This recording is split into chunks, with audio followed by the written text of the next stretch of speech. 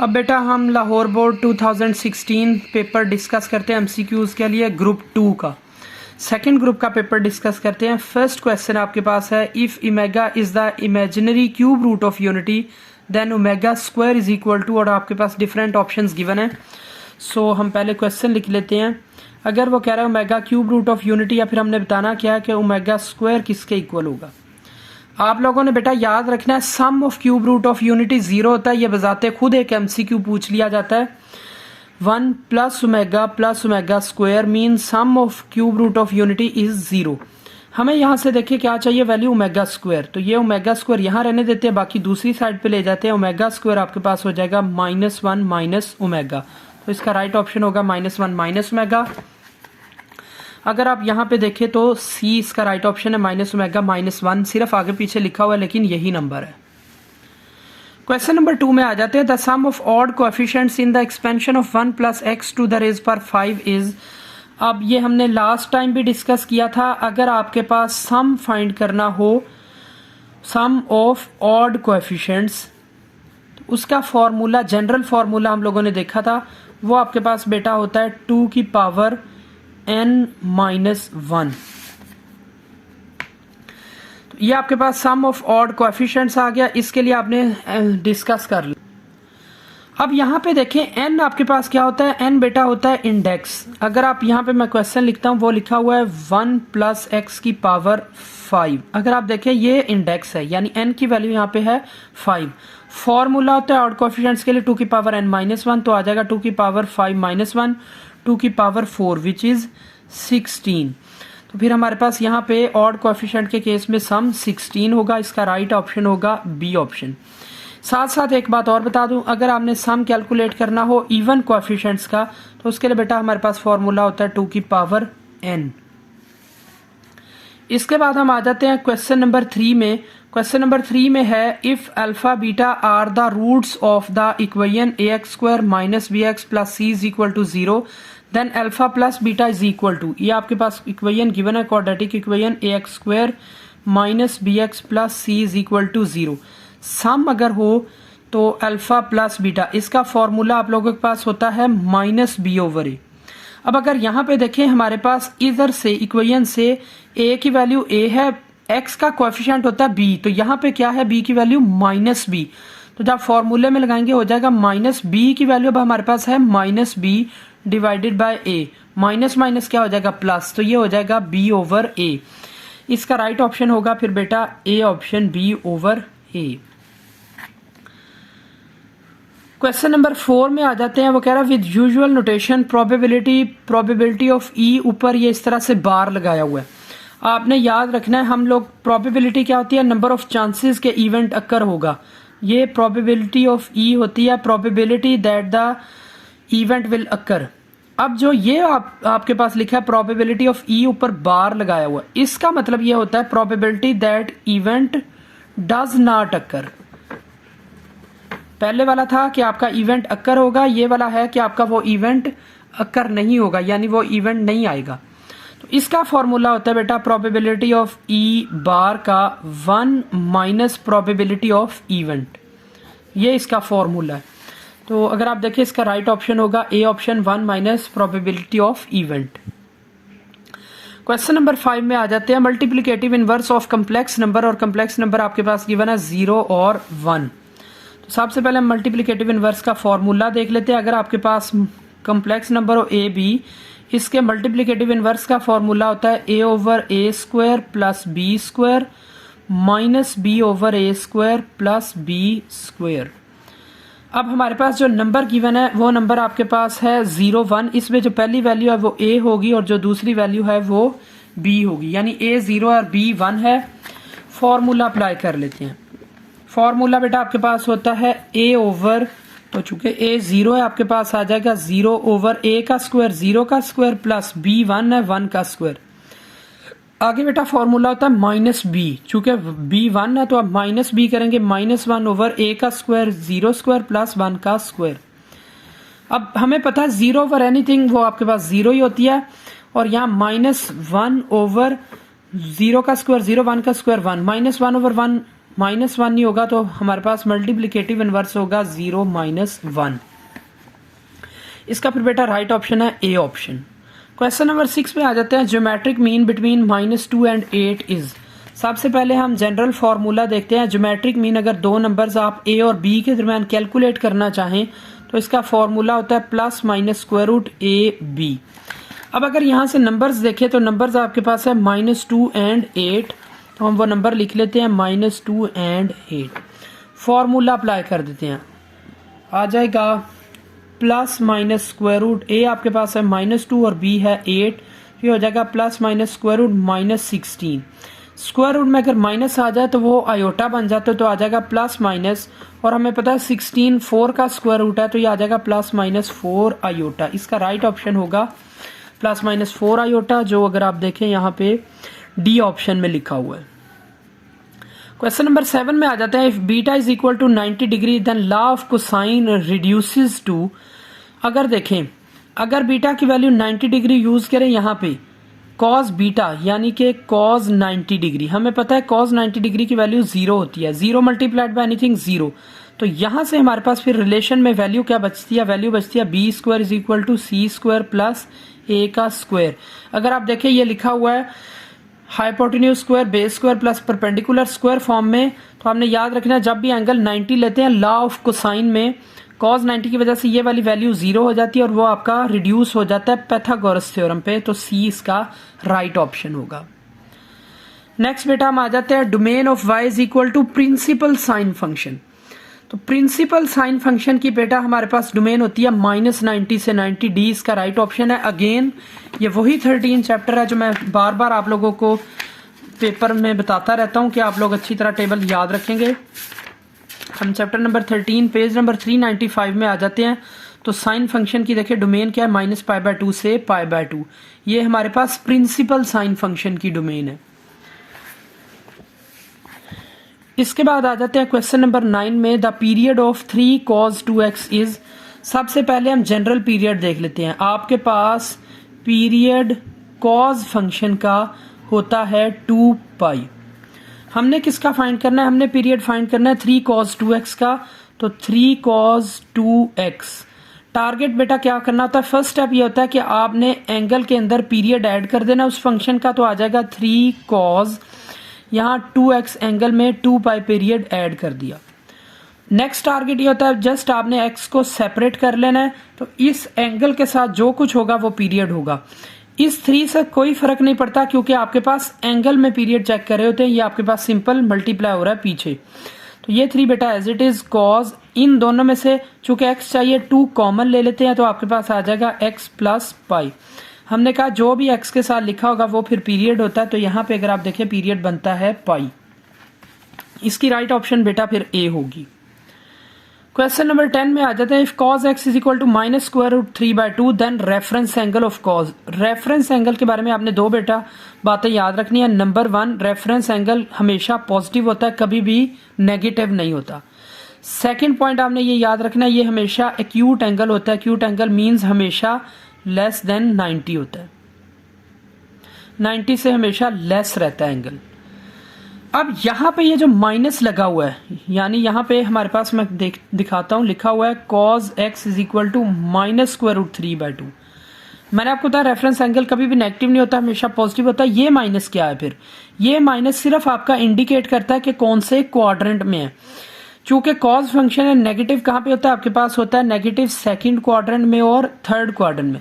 तो ये आप क्वाड्रेंट को आइडेंटिफाई करने के लिए और क्वाड्रेंट का एंगल फाइंड करने के लिए यूज करते हैं। अगर आपको रेफरेंस एंगल चाहिए होता है, माइनस को स्किप कर देते हैं, सिर्फ हम cos दूसरी साइड पे जाएगा तो हो जाएगा cos इनवर्स, सिर्फ वैल्यू चेक करेंगे √3/2। माइनस सिर्फ क्वाड्रेंट बताता है, तो अब हम cos इनवर्स √3/2 चेक कर लेते हैं क्या है, शिफ्ट cos, तो ये cos इनवर्स आ गया। आपके पास आ जाएगा √3/2, आंसर देखिए आ गया 30 डिग्री। तो 30 डिग्री आप यहाँ पे देखें, पाई की वैल्यू हम क्या कंसीडर करते हैं, पाई की वैल्यू हम कंसीडर करते हैं 180। तो 180 को 6 से डिवाइड करें, 6 3 18, ये 30 ही बनता है। फिर ए इसका राइट ऑप्शन होगा π/6। क्वेश्चन नंबर 11 में बेटा आ जाते हैं। लिखा हुआ x² - x - 2 is equal to x + 1 × x - 2। ये क्वाड्रेटिक इक्वेशन है या कंडीशनल इक्वेशन है, लीनियर इक्वेशन है या आइडेंटिटी है। आइडेंटिटी बेटा क्या होती है? आइडेंटिटी ऐसी इक्वेशन होती है जो फॉर ऑल वैल्यूज सेटिस्फाई रहती है, यानी आप कोई भी वैल्यू लेंगे फॉर ऑल वैल्यूज सेटिस्फाइड रहेगी। आप 1 ले, 0 ले, 2 ले, माइनस लें, कुछ भी लेते रहें तो वो सेटिस्फाई रहती है। पहले हम देखते हैं इसको, इस राइट साइड को सॉल्व करके क्या बनता है। आपके पास क्वेश्चन में लिखा हुआ है x square minus x minus 2 is equal to x plus 1 into x minus 2।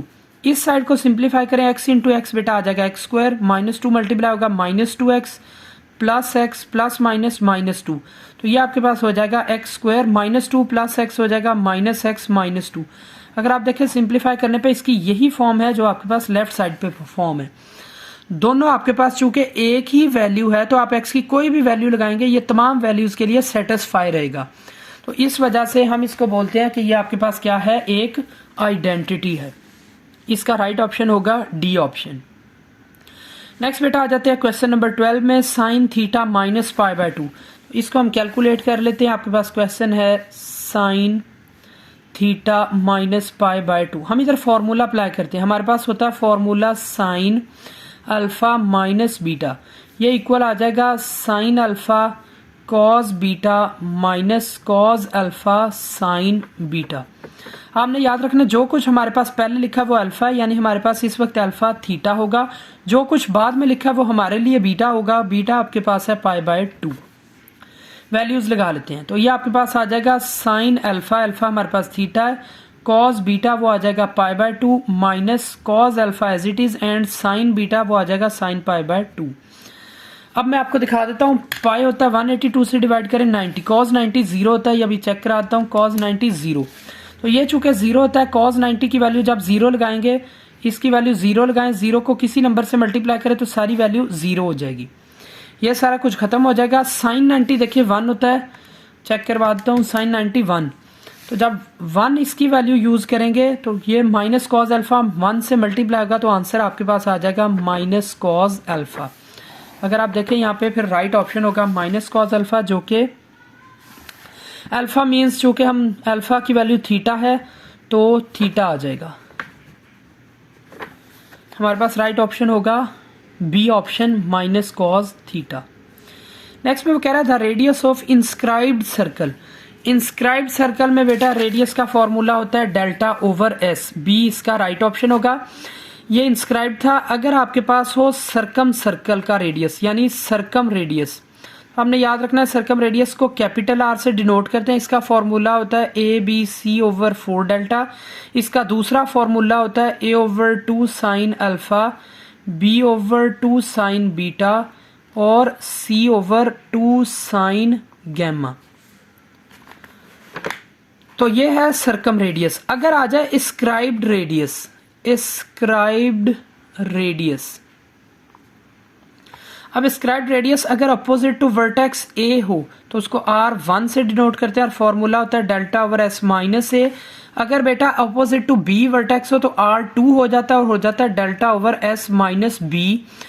सी के अपोजिट हो तो होता है R3 और फॉर्मूला होता है डेल्टा ओवर एस माइनस सी। रिकॉल करवा रहा हूं ताकि ये पहले भी बोर्ड में आते रहे हैं, आपके जहन में रहे। फिलहाल चूंकि हमारे पास इंस्क्राइब्ड सर्कल की बात कर रहा है तो इंस्क्राइब्ड सर्कल का रेडियस होता है डेल्टा ओवर एस और इसको हम डिनोट करते हैं स्मॉल आर से। नेक्स्ट क्वेश्चन में आ जाते हैं 14। The sum of exponents of a and x in every term of the expansion of a plus x power n is. आपने याद रखना है अगर आप सम ले रहे हो एक्सपोनेंट्स का ए और एक्स का तो किसी भी एक्सपेंशन में जितनी इसकी डिग्री होती है उतना ही हमारे पास हमेशा सम रहता है। तो सी इसका राइट ऑप्शन होगा यानी कि एन। मैं आपको ये बुक में दिखा देता हूँ। ये भी कुछ रिजल्ट्स हैं जो कंसिस्टेंटली यूज होते हैं चैप्टर नंबर 8 के। आप लोगों ने एक दफ़ा जहन में रखने हैं। ये आपके पास चैप्टर नंबर 8 में बेटा 268 पेज पे लिखा हुआ है। इसका अगर आप सेकंड पॉइंट देखें, सेकंड पॉइंट में लिखा है the sum of exponents of a and x in each term of the expansion is equal to its index. Index क्या होता है? जो पावर लिखी है। मैं एक पॉइंट चेक करवाता हूँ। जैसे एग्जाम्पल में यहाँ इंडेक्स देखें तो 6 लिखा हुआ है। अब उसने ये कहा कि सम हमेशा इंडेक्स के बराबर रहता है। अगर आप इसको चेक करें, यहाँ पे देखें 5 है और यहाँ पे 1 होगा, 5 + 1 बेसिस सेम, पावर ऐड 6 हो जाएगा, 4 + 2 6 हो जाएगा, 3 + 3 6 हो जाएगा, 2 + 4 6 हो जाएगा, 5 + 1 6 हो जाएगा। तो कहने का मकसद ये है कि जब आप सम ऑफ एक्सपोनेंट्स ले रहे हैं ए और एक्स का, तो वो हमेशा इक्वल रहता है इंडेक्स के। तो इसका राइट ऑप्शन फिर एन होगा, क्योंकि यहाँ एन ही इंडेक्स लिखा हुआ है। क्वेश्चन नंबर 15 में आ जाता है, वो कह रहा है द रैंक ऑफ मैट्रिक्स। अब सबसे पहले आ जाता है रैंक क्या होता है। रैंक बेटा हम इस तरह से डिफाइन करते हैं, number of non zero rose in reduced echelon form.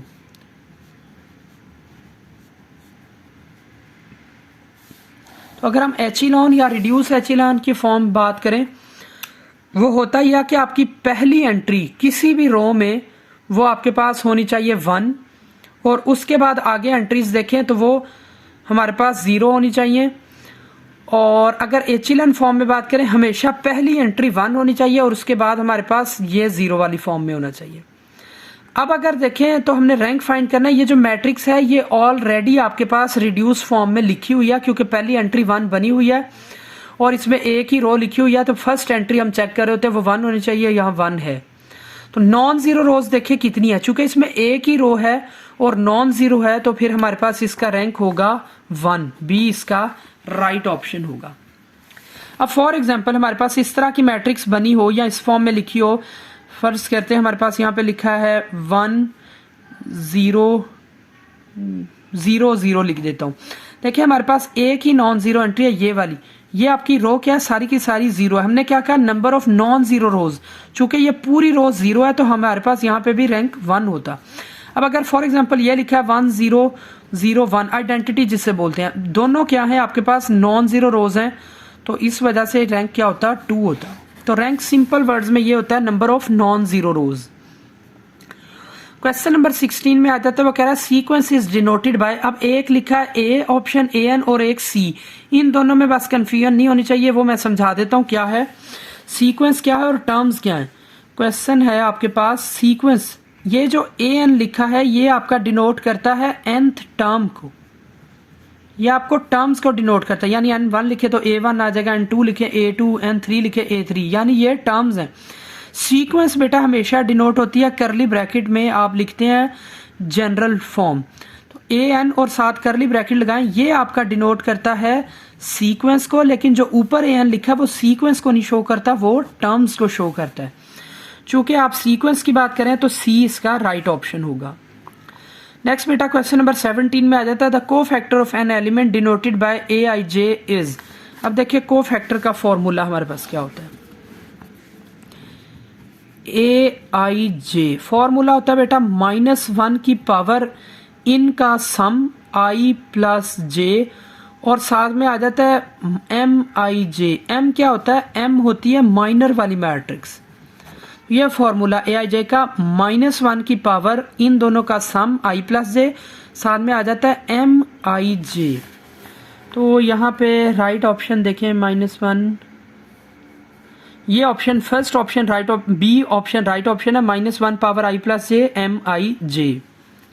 Question number 18 है 5 keys can be arranged in a circular key ring in number of ways. देखें जब उसने सर्कुलर की रिंग बोला तो ये हमारे पास आ जाता है सर्कुलर परमुटेशन में, आ जाते हैं हम सर्कुलर परमुटेशन में। सर्कुलर परमुटेशन बेटा 2 तरह की होती है, एक होती है लिविंग और एक होती है नॉन लिविंग। हमारे पास अगर n टोटल ऑब्जेक्ट्स हैं तो नॉन लिविंग के केस में सर्कुलर परमुटेशन का फॉर्मूला होता है 1/2 और n-1 का फैक्टोरियल, ये है नॉन लिविंग के लिए। लिविंग के लिए सिंपल होता है n-1 का फैक्टोरियल, यानी टोटल में से कम करके फैक्टोरियल ले लें वो लिविंग का होगा, टोटल में से कम करके फैक्टोरियल लें और उसको हाफ भी कर लें तो वो होता है नॉन लिविंग का।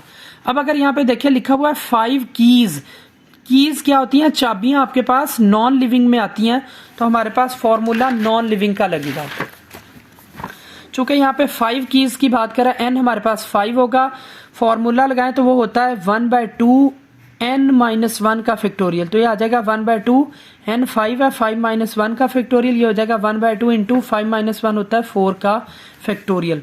डायरेक्ट इसको बेशक कैलकुलेटर पे चेक कर लें, आप देखिए 1/2 मल्टीप्लाइड बाय 4, शिफ्ट दबा के फैक्टोरियल ढूंढ लें तो ये आ जाएगा 12। इसका आंसर देखिए हमारे पास आ गया फिर 12। तो यहाँ से अगर आप राइट ऑप्शन देखिए बी ऑप्शन होगा। क्वेश्चन नंबर 19 में आ जाते हैं। π/2 रेडियन इज एन एंगल। π/2, पाई क्या होता है? पाई की वैल्यू होती है बेटा 182 से डिवाइड करें तो ये हो जाएगा 90, यानी ये 90 लिखा है। एक्यूट एंगल, आप अगर एक्यूट एंगल की बात की जाए वो 90 से कम होता है, ऑब्ट्यूज ग्रेटर होता है, स्ट्रेट 180 वाला होता है। तो हमारे पास ये क्या है? ये डी ऑप्शन है, क्वाड्रेंटल एंगल है। क्वाड्रेंटल एंगल क्या होता है? जो या तो 90 होते हैं या 90 के मल्टीपल होते हैं, जैसे कि 180, 270, 360, ऐसे सारे एंगल जो 90 या 90 के मल्टीपल वाली फॉर्म में हो वो क्वाड्रेंटल एंगल होते हैं। लास्ट क्वेश्चन पे बेटा आ जाते हैं। The tabular form of x such that x belong to Q होता है सेट ऑफ रैशनल नंबर। ये जो साइन है इसको हम बोलते हैं and x square is equal to 3। Tabular form में हमने नंबर लिख देने होते हैं। अब हमारे पास सेट ये वाला है, x such that x belong to set of rational number and x square is equal to 3। अगर यहाँ से स्क्वायर रिमूव करें आपके पास तो ये हमारे पास इस फॉर्म में बन जाएगा x such that x belong to set of rational number and x is equal to आपके पास आ जाएगा स्क्वायर रूट 3 में प्लस माइनस। अगर आप देखें क्यू क्या होता है? क्यू होता है सेट ऑफ रैशनल नंबर। और रैशनल नंबर हम किस तरह से डिफाइन करते हैं? रैशनल नंबर बेटा होते हैं जो p ओवर q फॉर्म में लिखे जा सके, लेकिन साथ में होता है कि p और q दोनों बिलोंग करने चाहिए सेट ऑफ इंटीजर्स को। दूसरी डेफिनेशन, एक और भी डेफिनेशन होती है चैप्टर 1 में लिखी है कि आपके पास वो होने चाहिए नॉन टर्मिनेटिंग और नॉन रिकरिंग। तो फिलहाल उस तरफ मैं नहीं जाता, टर्मिनेटिंग और रिकरिंग वाली साइड पे। रैशनल नंबर वो होते हैं जो या तो टर्मिनेट हो जाते हैं, थोड़ा सा बता देता हूं, दो कंडीशन होती है, एक होती है टर्मिनेटिंग और एक होता है रिकरिंग। टर्मिनेटिंग ये होता है कि एक खास वैल्यू के बाद खत्म हो जाता है। फॉर एग्जांपल यहाँ पे लिखते हैं 1.34793992। अब देखिए जितनी मर्जी बड़ी वैल्यू है लेकिन एक वक्त के बाद डेसिमल के बाद खत्म हो जाएगी, इसको हम बोलते हैं टर्मिनेटिंग। रिकरिंग होता है कि वो रिपीट करता है। फॉर एग्जांपल हम लिखते हैं 1.234234234 अप टू सोन। अब देखिए पैटर्न क्या है कि 234 रिपीट हो रहा है, तो ये वाली जो वैल्यू है ये रिकरिंग होती है। अब आ जाते हैं अपने क्वेश्चन पे। सेट ऑफ रैशनल नंबर क्या होते हैं? जो p/q फॉर्म में लिखे और p और q इंटीजर होने चाहिए। अगर आप देखें हमारे पास बन गया स्क्वायर रूट 3। स्क्वायर रूट 3 हमारे पास इंटीजर्स में एग्जिस्ट नहीं करता, तो चूंकि ये सेट ऑफ इंटीजर में एग्जिस्ट नहीं करता, इसका सोल्यूशन क्या होगा? इसका सोल्यूशन होगा बेटा फिर एम्प्टी सेट, यानी इसका कोई सोल्यूशन नहीं है, इसके सोल्यूशन में कोई भी एलिमेंट नहीं होगा।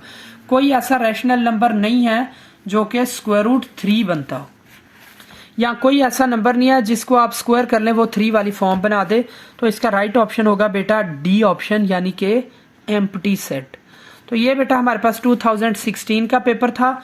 इसके बाद हम इंशाल्लाह 2015 के ग्रुप्स को डिस्कस करेंगे। हमारा बस लास्ट पेपर रहता है 2015 का।